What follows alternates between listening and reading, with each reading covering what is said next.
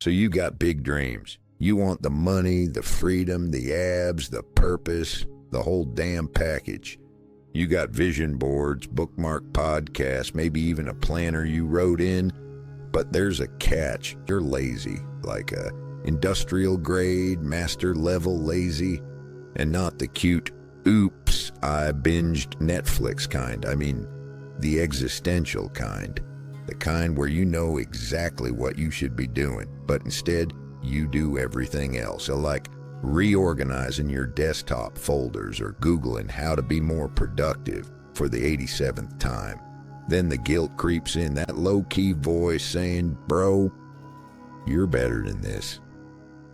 And it's not wrong. Deep down, you do know you're capable of more. You feel it, that itch, that potential, just sitting there mocking you.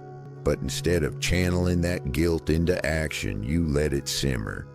Days go by, then weeks, then months, and that guilt slowly morphs into something more dangerous. Acceptance.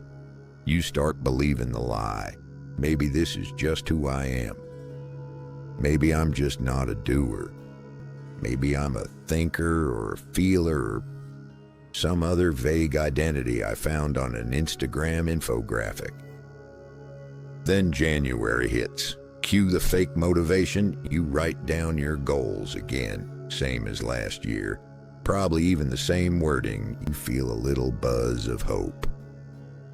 New year, new me, you whisper to no one, and for a few days you go hard.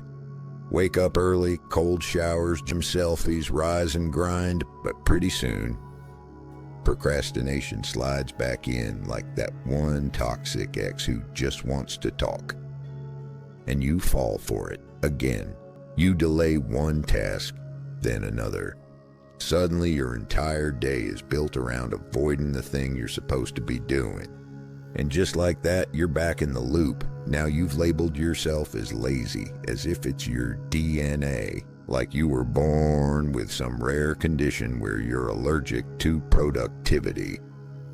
But here's the truth, and I want you to tattoo this inside your skull. You're not lazy, you're just stuck. And the thing you're stuck in has a name, inertia. Yeah, remember that physics term from high school? Newton's first law. Objects at rest tend to stay at rest. Objects in motion tend to stay in motion. It's not just about planets and skateboards. It's about you and your goals and why you can't seem to just start. The real issue isn't motivation or distraction or some deep-rooted character flaw. It's that you've made starting the damn task way too hard in your head. You've built this giant mental wall between you and action.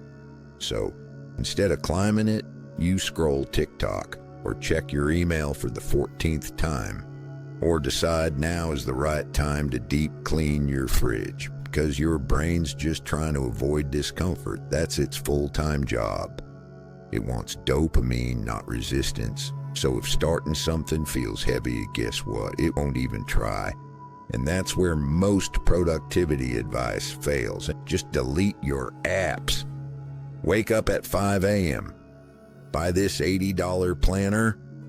All they're doing is slapping a Band-Aid on a broken bone. They're addressing symptoms, not causes. The real fix? Break inertia. And that doesn't mean doing more. It means doing less.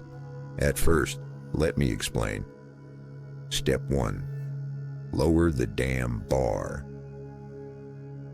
The reason you don't start is because the thing feels massive. Write a 5,000-word essay and launch a business. Get shredded. It's overwhelming, and overwhelming equals paralyzing. So stop thinking in big tasks. Start thinking in ridiculously small steps. Tell yourself, I'm just going to write 50 words. Or I'll just open the doc and type one sentence. That's it. That's the win. It sounds stupid. And that's the point. You're trying to sneak past your brain's resistance radar. Because once you start, that's when momentum kicks in. Step 2. The 2-minute rule. This one's simple. If a task feels like hell, commit to doing it for just 2 minutes. That's it. Just 2. Don't feel like cleaning your room. Put on a song, clean until it ends, then stop. Don't feel like working out? Do push-ups for 2 minutes, then quit if you want. But 9 times out of 10, you won't quit because, say it with me, objects in motion tend to stay in motion. Once you start, the task gets lighter, and that heavy feeling, it starts to disappear. At first, it's like pushing a rock uphill, but once you pass that point of resistance, boom, it's downhill from there. Why this works? Momentum is a cheat code. It overrides motivation. It beats willpower. It makes consistency feel natural instead of forced. And when you start small, you build proof. Proof that you can show up. Proof that you aren't lazy, you're just human. Apply this to anything. Want to build a business? Spend 2 minutes a day on it. Want to fix your relationships? Send one text. Want to get fit? Stretch, walk, do something.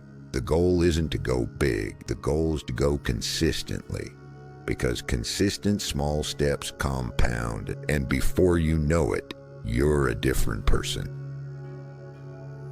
Final thought. You don't need some grand, perfect plan. You don't need to feel ready.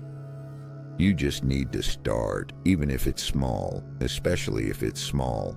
Like Martin Luther King said, and yeah, I'm quoting him in a video about laziness. You don't have to see the whole staircase, just take the first step. So take it right now. Write 1 sentence, send 1 email, do 1 push-up. Whatever it is, just break inertia, because once you do, you'll realize you were never lazy to begin with.